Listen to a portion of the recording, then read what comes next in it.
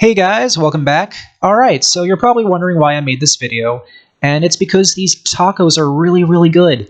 Now, Chili's put them back on their menu not that long ago, and then they took them off again. I even asked my server the last time I went if they still had the 75 tacos, and she said, sorry, no, we don't have them anymore.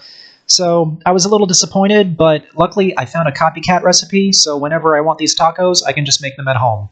And I really want to show you guys how to make them just in case you love these tacos just as much as I do. And even if you've never had them, you definitely need to try out this recipe because, seriously, these are great tacos. Alright, so the first thing I'm doing is cooking up some ground chuck in my Dutch oven.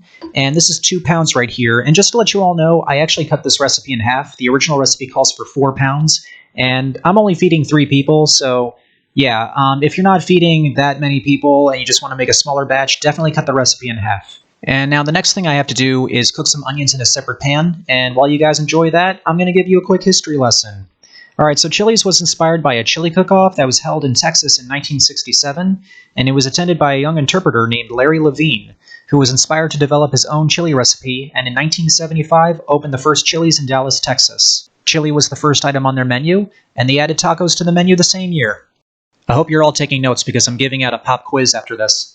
So in this measuring cup, I got some water, and I'm adding tomato sauce to this. Now the next thing I'm going to do is add all of my spices, and this is a mix of chili powder, salt, cumin, paprika, black pepper, and garlic powder. I'll put all the measurements in the description box below, and I'm just going to add this to my water and tomato mix.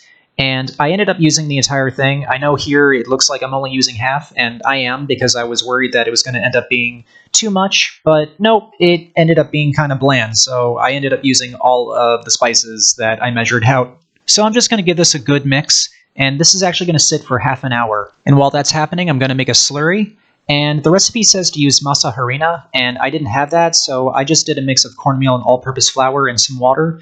And this is going to go into the chili, and it's going to thicken it up a little bit. And this is going to cook for another half hour. And while the chili is finishing up, I'm taking out my small flour tortillas, and now it's time to assemble our tacos. The first thing I'm going to do is add my chili meat, and I'm using a slotted spoon because I don't want there to be too much liquid in the taco. I'm also trying really hard not to overpack this thing. Next, I'm going to add some cheese. This is Monterey Jack, and some iceberg lettuce that I shredded up earlier, and some fresh vine tomatoes that I chopped up earlier. Go ahead and fold this thing up as best as you can. I kind of failed at first, but I eventually got it. I wanted to make this look nice, so I just put it on a plate and served it with some refried beans and a side of sour cream. And guys, that is it. That's how easy this recipe is. This ended up tasting extremely close to the tacos that they served at Chili's, so I was very happy with the end results. I hope you guys all enjoyed this one. Please remember to like and subscribe, and I will see you all next time.